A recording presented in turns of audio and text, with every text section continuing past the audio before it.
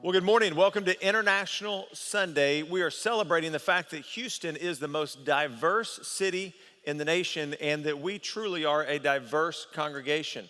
Psalm 46:10, everyone knows the first part, be still and know that I am God. But then it goes on to say, and I will be exalted among the nations, among the earth.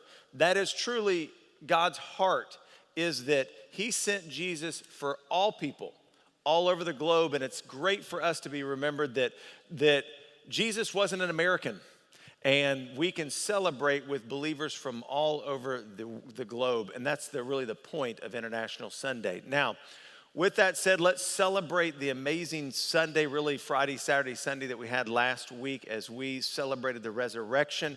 It was an amazing weekend. We were exhausted as a staff, took Monday off, but really we asked our church family to do us a favor and to sacrifice and go to Saturday night and 7 a.m. to leave space for those at 9 and 11, and you did an outstanding job. There was never overflow. We did have to add several chairs at 11, but we fit everybody in here and had record people come and worship and celebrate the resurrected Lord. So thank you for your efforts, for your invites, and thank you that you're back the week after on what they call Pastor Letdown Sunday, okay?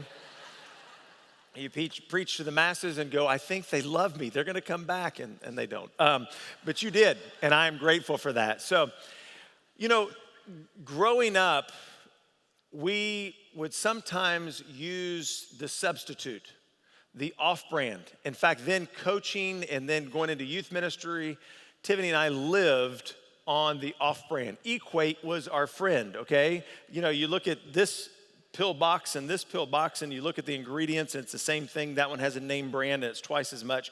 This one has a generic title and you go, I'm buying that one, okay? Because that's what we did. Sometimes we just bought the generic. We still do to this day, buy some off brands or some generic brands, but there are a few things that I just can't buy into, okay? Q-tips. We tried the off brand. That's just dangerous, y'all, okay? I'm gonna buy the name brand stuff. That's what I'm going with. I love those. One of our favorite chips at the Bailiff household is the Tostitos Hint of Lime. If you haven't tried these, they're so good. And the Tostitos Hint of Lime are excellent. We eat them with everything, love them. Well, Tiffany made the mistake of getting the HE brand. And it wasn't a hint of lime, it was like a powerhouse lime flavor. And I was like, Tiffany, good effort, but let's go back to the name brand, okay? The hint of lime is much better. Now, to her defense, she said, I bought 2 items, got 4 free, something that HEB does, I don't know. But I'm going with Tostitos. Now, I'm about to really probably see where you are. I've mentioned the great debate on Tex-Mex, Papacitos, Lupes. Some of y'all are crazy about that. I'm about to even hit maybe even a sore subject here because some of you are crazy about your Dr. Pepper, apparently. And so if I tried to feed you the old Dr. K, probably not the same thing. In fact, if I blindfolded my wife, she is a Dr. Pepper aficionado. She would be able to tell in a heartbeat which was the imitation and which was the real thing. Now, these things are not purposefully, no one's going out to Dr. K and go, you know what, we're gonna fool them. We're gonna put this label on this drink and sell millions. No, they just wanna provide a substitute. Maybe you can't afford this one, we're gonna provide you a cheaper option. That is kind of the off-brand generic model. Well, we're not talking about an off-brand model this morning. We're talking about a true counterfeit. Jesus tells a story in Matthew chapter 13. If you have your Bibles, open those right now. If you're on a device, scroll up to Matthew 13 because I want us to look at this story that Jesus tells us that still applies 2,000 years later in such an impactful way. Now, we've been studying parables for a little bit, and parables are just stories that have a heavenly meaning. They're gonna really relate to the audience, but then also have a heavenly related meaning. And in Matthew chapter 13, Jesus tells a parable, and it's his first century audience would have totally understood this agricultural story. And so hopefully I'll explain this and give you some examples, and we'll understand why this story gives us the real thing. Jesus presented another, starting in verse 24. Jesus presented another parable to them, saying, the kingdom of heaven may be compared to a man who sowed good seeds in his field. But while his men were sleeping, his enemy came and sowed tares among the wheat and went away. But when the wheat sprouted and bore grain, then the tares became evident also. The slaves of the landowner came to him and said, Sir, did you not sow good seed in your field? How then does it have tares? And he said to them, an enemy has done this. The slave said to him, do you want us then to go and gather them up? But he said, no, for while you are gathering up the tares, you may uproot the wheat with them. Allow both to grow until the harvest, and at that time of the harvest I will send the reapers. First gather up the tares and bind them in bundles and burn them up, but gather the wheat into my barn.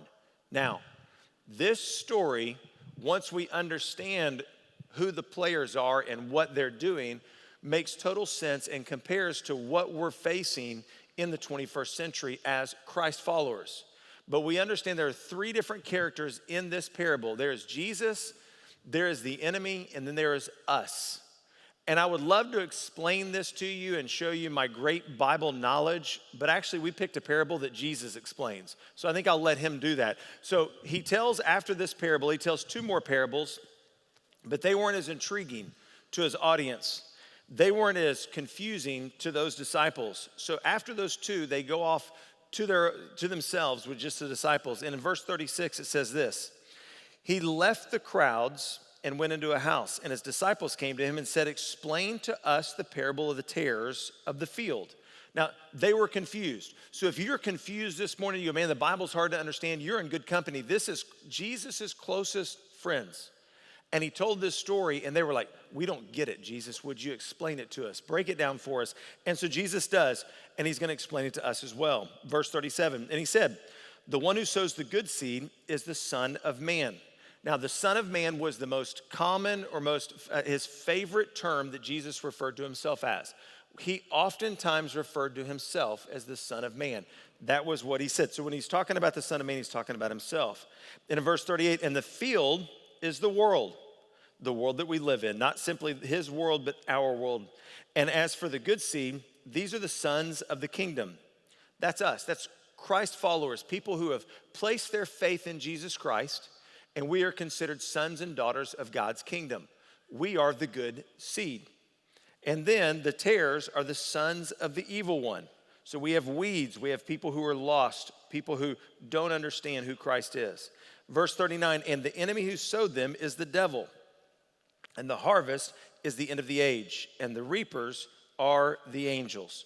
So when we look at our story, we want to understand that Christ has a role, the enemy has a response, and we have a responsibility.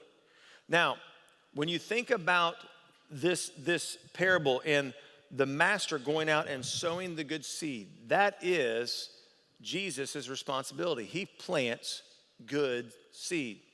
If you belong to our Heavenly Father through Christ, he looks at you and says, you are good. Maybe you needed to hear that this morning. Maybe you needed the affirmation of the fact that when you were redeemed and you're purchased by the gift and sacrifice of Jesus, God looks at you favorably. He looks at you as if you are a son or a daughter of the King.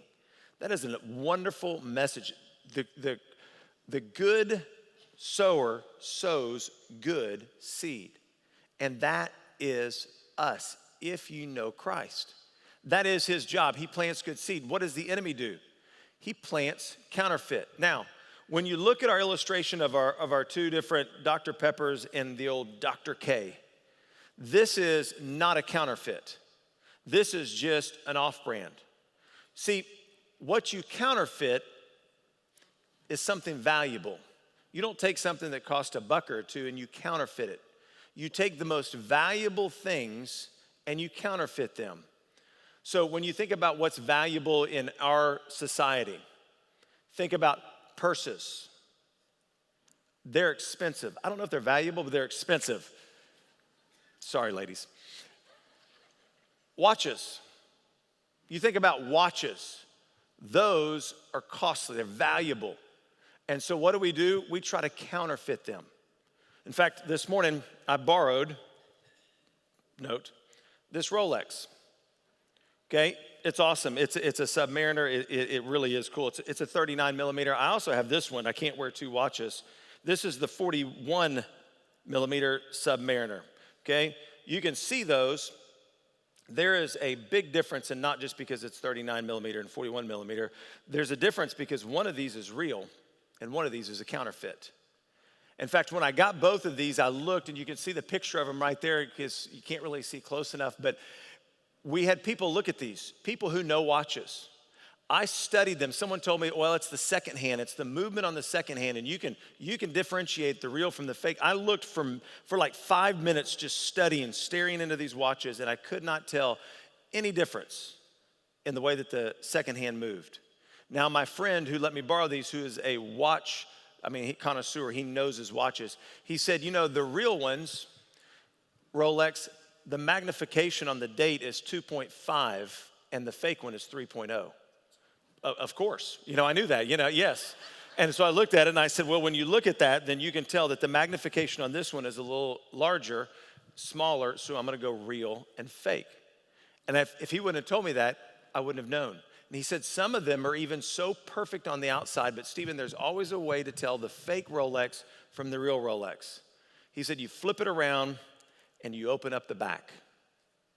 He said they can even match the weight perfectly. But when you open up the back, the precision and the craftsmanship that is in the real thing is far superior to what is on the inside of the fake. On the outside, they may look the same. On the inside, they are made radically different. The devil wants to counterfeit those things that are valuable. You know what's valuable? Truth. The gospel. There may not be anything more valuable in this world than the gospel. He likes to counterfeit things that God creates. Remember this about the enemy. He's crafty, he's dangerous, but he's not real creative. In fact, the only thing that he can do is take what God has already created and counterfeit it to make it false. Look at what God established at the very beginning of time. Marriage, the family. And for thousands of years, the devil has been trying to counterfeit family, marriage. He's tried to change what is on the inside to make it look on the outside so similar that we cannot tell the difference. And our culture has bought the lie. They're buying the counterfeits. The church is incredibly valuable to our Savior. So valuable that he calls it the bride of Christ.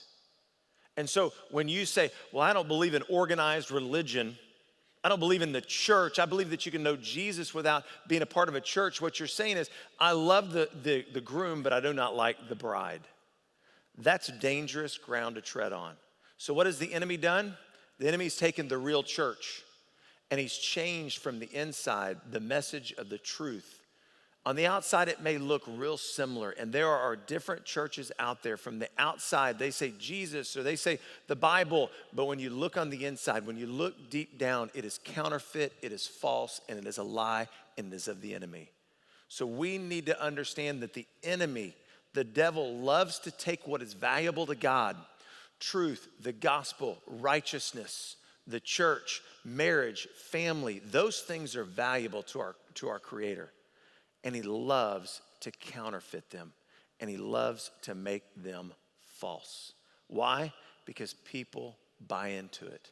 And on the inside, they never receive the craftsmanship, the precision of the master's hand and touch. This is the enemy's take. That is his goal. That is his response to what God creates that is good. He counterfeits. False. And then our responsibility is to really just bloom where you're planted. Wherever God has planted you, it is not the wheat's job to look at the tares and say, nope, that's not real. Nope, we need to pull you up. Nope. You are called to grow where you're planted, to bloom and blossom where you're planted. You're called in this world. Jesus says, in the world, I'm going to let the tares and the wheat grow in the same pasture, in the same field. In your workplace, in your schools, in this community, there are wheat growing and there are tares. Now, this word tares is a common plant back in the Old Testament, or Old Testament, New Testament times, and it was a special type of wheat. And if you had an enemy, you wanted to take this wheat, or this, it was an imitation, looked just like it. And when you plant it, I have a picture right here. There's darnel wheat and real wheat. The darnel wheat looks, as it sprouts up, looks exactly like the real wheat until it's time for the harvest. The real true wheat produces the grain that we eat.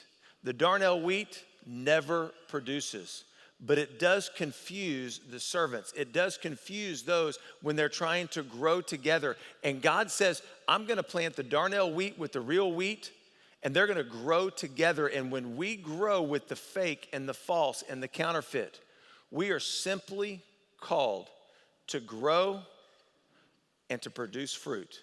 We as Christ followers, we aren't called to point out all the darnel wheat, all the false weeds. In fact, the devil, when he plants, he doesn't even plant thorns and thistles in that field. The enemy comes to plant this counterfeit that looks so much like it.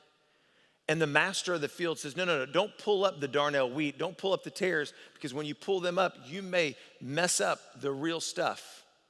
And so when you look at God and you go, God, why is there so much hurting in this world? Why is there so much frustration? Because God understands that he is allowing his good seed to grow and to produce fruit right where you're planted. And if we destroy all the darnel wheat, the tares, then there may be destruction to what God has planted. So what are we called to do? Bloom where you're planted. Now, the second thing part to our chart is what the role of Christ is to maintain and to sustain. In fact, he says, you know what, I'm gonna let them both grow to the harvest. And those workers and that master would have maintained that field equally with the darnel wheat and the tares and the real wheat that will produce fruit. It says God causes the rain to fall on the just and the unjust. The sunshine. We all see bad people who prosper. We all see good people, righteous people who are following the Lord that go through difficult circumstances. That is God sustaining and maintaining, growing his children through the circumstances and the storms. And also blessing everybody with the rain and the sunshine and the crops and the fields and the seasons. God maintains and sustains all of creation because he is good. And then what does the enemy do? The enemy deceives and frustrates. It is the enemy's job to deceive and frustrate. It is his job to go around. There's a passage in 1 Peter 5, verse 8, it says, be sober spirit, be on the alert. Your adversary, the devil, prowls around like a roaring lion seeking someone to devour, but resist him and stand firm in your faith. The devil, the reason that the enemy went and planted this darnel wheat, the tares in the field, was because he wanted to frustrate the master. The reason that the devil plants the evil among our world and our culture is because he wants to frustrate and fool the believers. He wants God's people to be frustrated with all the evil, with all of the mess that we have to deal with week in and week out. It is his job, the enemy's job, to frustrate and to really confuse those around us, and he's doing an excellent job. And then what is our role? And this is really huge for us. We need to be alert and educate ourselves. First of all, be alert. When did the enemy come? At night. Everyone was asleep. So what do we need to do? We need to be alert, watching for the enemy, recognizing the source. When the men came and they said, didn't you not plant good seed? There are these weeds growing up. There's this darnel wheat, this false wheat growing up. The first thing that the master did is recognize the source. He was alert enough to say, the enemy did this. And when we are walking with the Lord and we understand God's plan for our lives, we will recognize the source when evil comes. When we see darnel wheat and tares sprouting up in our lives, we will recognize that's of the enemy, and I'm not gonna allow it to frustrate or confuse me one bit. Be alert. The devil loves to work in the dark. That's when the enemy planted the false seed. That's when the enemy comes and plants in your life and my life the false things that can throw us off is in the dark. So walk in the light as children of the light. And then educate yourself. Educate yourself. Understand what the counterfeit looks like. Now, I have a friend of mine he still is in the Secret Service. And before they guarded the president, one of the Secret Service's main responsibility was to identify counterfeit bills. And so I have a $100 bill right here. And I asked him, I said, how do y'all recognize a counterfeit? Because they are excellent at it, very proficient. I said, do you just study a bunch of bad bills and you understand, look for discrepancies or false, prints? He says, no, Stephen, what we do is we spend hours upon hours upon hours looking at the real thing. We study every square centimeter, every little part of this bill, front and back, hours upon hours studying the real thing. He said, once we have the real image in our mind, when something counterfeit comes across us, we spot it like that. He said, there's so many different counterfeits, you can't study them all, but what you can do is study the real thing. And when you've studied the real thing, and when the real thing is imprinted in your mind, then you spot the counterfeit immediately. We have the real thing. We have the Word of God. We have the capital T, truth, with us. How often do we study the real thing? How often do we spend hours upon hours looking at what the real truth is, what the real gospel is, what the real plan for our life is? How much do we know the truth? Because if we know this Word, we've hid it in our heart, then we will spot the counterfeit in an instant. When we know this Word, we'll see a counterfeit preacher on TV. When we know this Word, we'll spot a counterfeit definition of what family or marriage is. When we know the real thing, we will spot a counterfeit church immediately. How well do we know the real thing? You know what? If we're alert and we're educated, we will stand and we will resist the enemy and his attacks. We must be educated. We must be students of this Word and continually studying what truth is and letting our lives be poured into by God's Word, His truth, His real thing. Then counterfeits will be easy to spot. Now, finally, when we look at our chart, we look at Jesus' responsibility is to harvest. He is the one who harvests. Now, I stopped short on the explanation, but in verse 40, Jesus goes on to explain the end of the parable.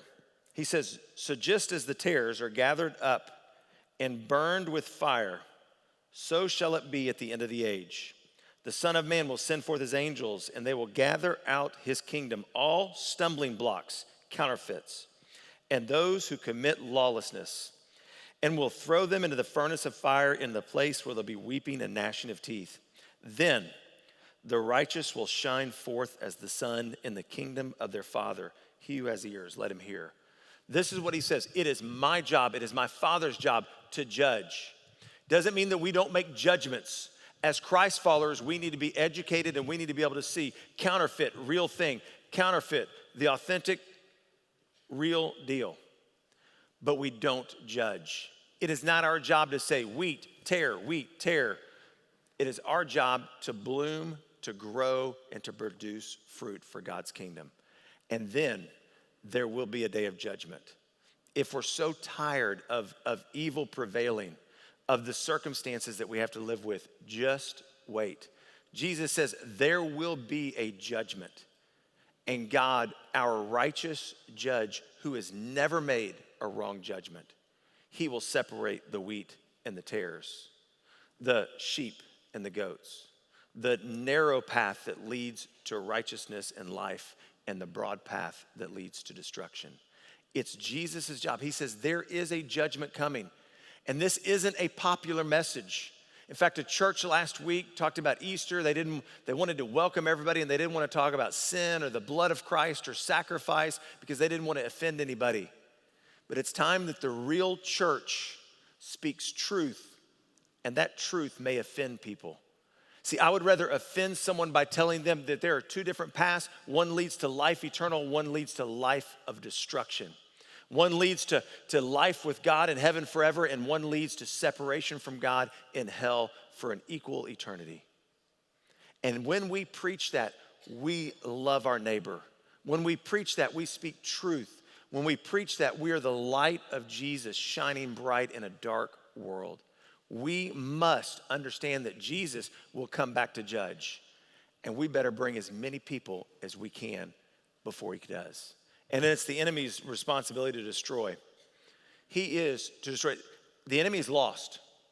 The enemy is destined for destruction. And so what is his job? I want to take as many people down with me as I can. As children of the light, as Christians, we need to be taking as many people to heaven as we can with us. We need to be sharing the gospel unashamedly. But it is the enemy's job to throw so many counterfeits, to distract and to destroy. John 10:10, Jesus says this, the enemy has come to kill, steal, and destroy. But I have come that you may have life, life abundantly. It is our enemy's responsibility to kill, to steal, and destroy, to produce the counterfeit so close to the real thing that we purchase, we buy into the lies and the counterfeit of the enemy. And their culture is highlighting the counterfeit.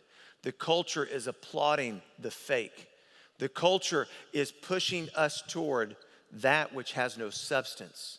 That when you look on the inside, you see no precision, none of that craftsmanship that comes from the Creator. The devil wants to kill, to steal, and to destroy. And what is our role when we think about how we live? It is this: choose the real thing. Choose the real thing. We have to be educated, we have to know, we have to grow, we have to produce fruit. But God has the best plan for you. The reason that the devil wants to produce a counterfeit is because he wants to keep you from the real, authentic deal. And when God, because he's created you, he's created a plan for you that is perfect. He has created this plan for you that fits you better than anything the world wants to sell you. The world wants to keep you from that plan. And therefore, the world produces this plan. And hey, if you follow me and you chase after this empty dream, and you chase after this empty promotion or this empty pride, then you will feel fulfillment. But it is lies from the enemy. The world is going to tell you how to think, how to act, how to behave, how to dress. And if you just do it just the right way, then you will feel like a success. It is International Sunday. That's why I'm dressed so international. Some of y'all can see the red soles on my boots. These aren't my normal boots. Do you realize that? Some of y'all know what the red soles are. Anybody know what the red soles mean? Maybe you have a pair of heels. Red soles are from a Paris designer made in Italy. His name is Christian Louboutin. Not Louis Vuitton, Louboutin.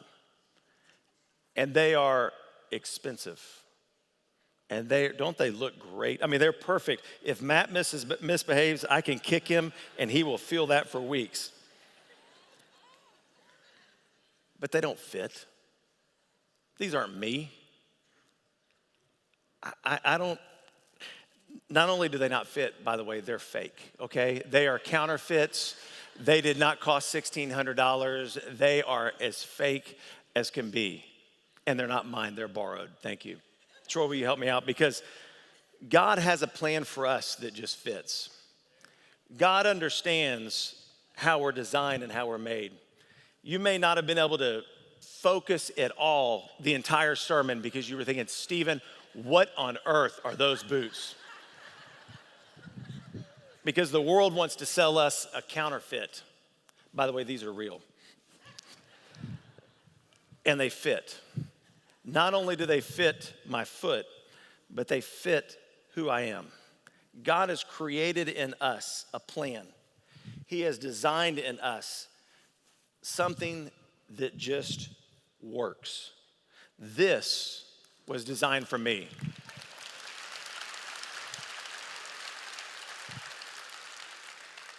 And it's not because of fashion or style, it's because this is how God created me for a purpose, for an authentic plan, for a gospel that changes lives, for a church that loves the Lord and is far from perfect, but gonna shine brightly in this community, for a truth that gives life and direction and hope, and a word that is full of the promises of God that will change my life and your life. That's how God has created us. Don't buy the counterfeit. Don't buy into the lies and the deception of the enemy that our culture is doing such a good job of selling. And when you buy into what God's plan is for your life, you will experience a joy, a satisfaction, and you will produce fruit. You will produce results that will last in eternity. You can make a difference, blooming where you're planted, living God's perfect plan for your life. And you on the inside, you'll look different.